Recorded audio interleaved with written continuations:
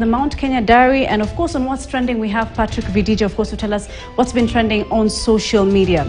But first I want us to start with Grace Nganga on the political diary and what's happening. Grace, good morning. Talk to us about, of course, the MP's discussion on the return of the CDF.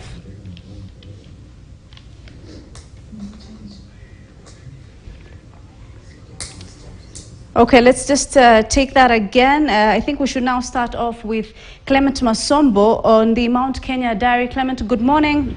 Of course, yesterday there was a bit of public participation on the Hustlers Fund. What are Kenyans saying about that? Yes, very good morning to you. From the yesterday's public participation that was held here in Nyeri County, and of course with stakeholders from the counties of Murang'a, Kirinyaga, Laikipia, as well as the host Nyeri County, there were a number of issues that arose, of course, from the participants. And one of the issues was the issue of the proposed penalties. Remember that in the proposals, there is a proposal that the defaulters and those who will misappropriate the funds will be fined up to 10 million shillings or face a jail term of 5 years. So from a concern from the stakeholders was that if at all the government intends and of course feels it right to help the stakeholders and other hustlers, as they call them, from the poverty levels, then why is it necessary to impose those heavy and hefty fines? So they were proposing to the stakeholders that they should reconsider the issue of those proposed fines. Another issue that arose was the interest charged on the money that will be lent to them. Of course, as much as we understand that from the proposals, there is a suggestion that they will be charged a one-digit interest. So, but during the political campaign season, the President William Ruto, of course, and his deputy Rigathi Gachagua were heard saying that they will be given money for free. So right now there is that concern that why are they being charged interest? Remember that a one-digit interest could mean as well as 9% interest. So for them they feel like there is the very big difference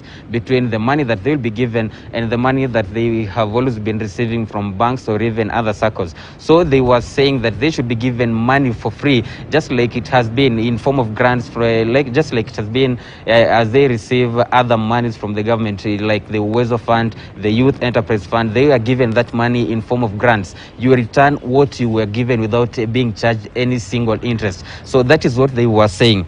And the third point was that was common among the participants was the issue of the channels that will be used, the channels through which the money will be given to them. Remember, there is a proposal that the money will be channeled through National Bank and KCB Bank. So to the participants and other stakeholders who were comprising of people from Juakali, Boda Boda, and other small traders from within the region, they were saying that instead of the money from government coming through the well-established banks like the National Bank and KCB, the money should instead come through these local circles that they have in their areas, in their particular counties. This will also ensure that those small circles also grow, because they will be benefiting from the interest, and of course that will be profits to them. So that is a point that was common among them.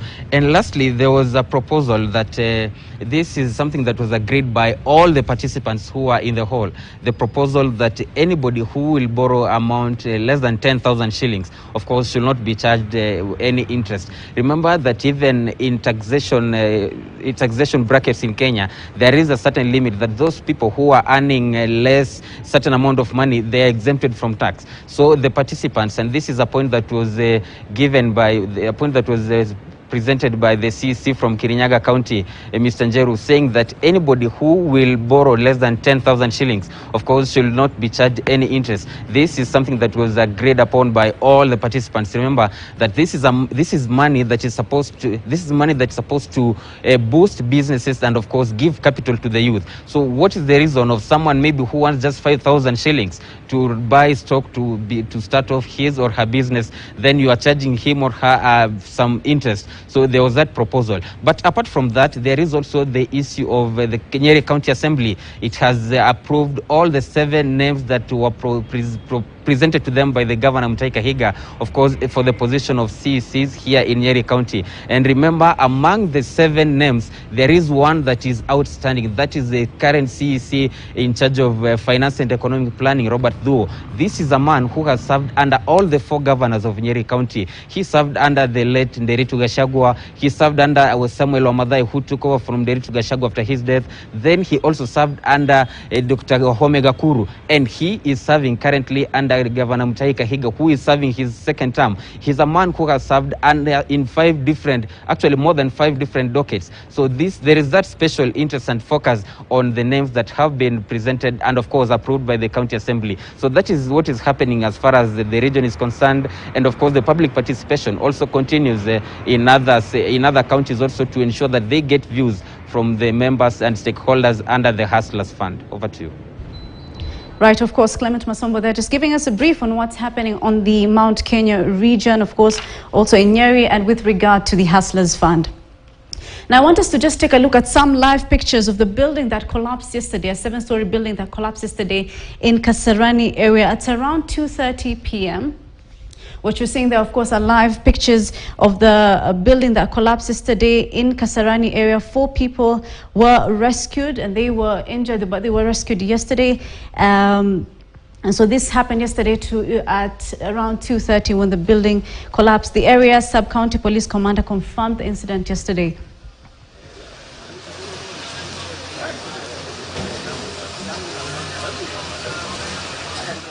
Right, let's just go back to Grace Nganga to tell us what's happening on the political diary. Grace, good morning. Earlier on, I had asked you a question on the CDF, the return of CDF and the disbursement of these funds. What's the latest? Well, a very good morning to you, Fatia. And when it comes to the CDF and where we stand, is that last week we saw the members of parliament, that is the National Assembly, threaten to go on strike should the funds not be released to them. Remember, they've been using these funds for major developments that they have been saying they have been undertaking in their various constituencies. Of course, they had promised to go, or rather they had threatened to go on a strike if nothing is done in regards of that matter. And so they directed, that is the leader of majority, Kimani Ichung'wah, to have a sit down with the Treasury Ministry just to ensure, or rather to know the way forward on whether they're going to get those funds or not. He was supposed to table the responses yesterday, but of course he was given today to table the responses that he had so that the members of parliament can know the way forward on whether they're going to get the funds or not. Remember, there have been a tussle where of course the members of parliament are really trying to bring back to life the CDF fund, and what they really want is just to incorporate it to the constitution so that it can be part of the amended constitution that of course a bill is going to be tabled. And of course, like I said earlier, what they just want, of course, is to know the way forward, to know whether they're going to get that funds or not. Remember, members of parliament in their plenary sitting, they have been complaining that they have been getting numerous calls from their constituents who need help. Remember, this CDF has been doing quite a lot for their constituencies. Like I said earlier, they have been using the funds for the likes of improving development, improving schools, and so on and so forth. And so members of the parliament, they're really insisting on getting that fund back. Remember, after the court ruled that it's unconstitutional, the funds have not yet been released. Remember, the former regime, the treasury of the former regime had said that they did not have funds to actually release in matters CDF, but of course Kimani Ichung'wah had a sit down with the Treasury Ministry so that, and the MPs of course are going to know the way forward when it comes to that. Now also in the corridors of Parliament, we know that the Court of Labour actually stopped or suspended or halted stopped or rather halted the ongoing vetting exercise of the principal secretaries. But of course, what we saw yesterday from a committee that I was attending is that the chair, that is Nelson Koech, said that they had not been served yet. Hence, they were just going to go forward with the vetting exercise. And as we talked this morning, Alex Wachira, the State Department of Energy PS nominee, is actually expected to be vetted this very morning. But of course, all eyes are going to be the legislative arm of government to see whether, of course, they are going to follow the rule of law or rather to obey the court orders. Should they be served by that notice of saying that the exercise should not go forth? Aside from that, in Parliament, what we know that is that the Kenya Kwanza administration is currently having a parliamentary group meeting with President William Ruto. And of course, what we are told we expect from that meeting is inclusive of the yellow positions. Remember, Kenya Kwanza has been slotted 5 positions, while Azimio la Umoja One Kenya Coalition has been slotted 4 positions. Quite a tight race there. Remember, members of parliament are the ones who are going to vote in for the particular candidates that they want to represent them in the assembly that is usually located in Tanzania. So of course we are going to also be looking at that. And so remember, we're also being told that the Kenya Kwanza administration, they're also talking about the CDF fund, CDF fund and the debate. Remember, President William Ruto, during his first address at the joint parliament, at the opening of parliament, he had rooted for the CDF to be brought back, as he said that it really brings forth development in constituencies. So of course that is also what we're looking for. And also the IEBC commissioners, that is Deputy Chair Juliana Cherera and Commissioners Francis Mathenge, Irene Masit and Justice Nyangaya. Yesterday the National Assembly Speaker, that is Moses Wetangula, received 4 petitions against, 4 petitions rather, just rooting for the removal of these 4 commissioners. If I might take you back to the August election, during the last day, when of course the IEBC chair Wafula Chebukati was expected to announce the results of the presidential results, rather the 4 commissioners stormed out of the Bomas of Kenya, just trying to say that the results that are going to be announced, they are not part of it. Of course that brought quite a big debate, but of course the 4 petitioners, that is Reverend Dennis Thumbi, the Republican Party, Geoffrey Langat and Edward Steve, have filed petitions that were tabled in Parliament yesterday, of course, in paving way for the process of the removal of the 4 commissioners, of course, that are going to go through the Parliament. But of course, yes, we're going to also be looking into that. Should that also be tabled today, aside from the CDF response by the Treasury, that of course, like I said earlier, we are expecting that Kimani Ichung'wah is going to table that, or rather just inform MPs on that report yesterday. Back to you. Right, Grace. Thank you so much for that. Of course, just giving us details of what's happening on the political scene today. I want us now to go to Nakuru and talk to Sakali Dalmas. Sakali, good morning. What is the status of vetting of the County Executive Committee members in Nakuru? Of course, earlier on we know that there was a court order. What's the latest update on that? Good morning. Like you've said, it seems Nakuru County Governor Susan Kihika and the residents of Nakuru County will have to wait a little longer, and maybe into next year, that is 2023, to have the county executive committee members and the county government formed, due to the fact that it has been an issue of court cases here and there, and of course court orders here and there stopping the vetting process. Of course, it began with the CCM, of course, county executive committee members, 10 of them, of course, were appointed by Governor Susan Kihika, pending vetting by the county assembly. And a case was taken to court to stop the vetting process due to issues around ethnic and cultural diversity concerns.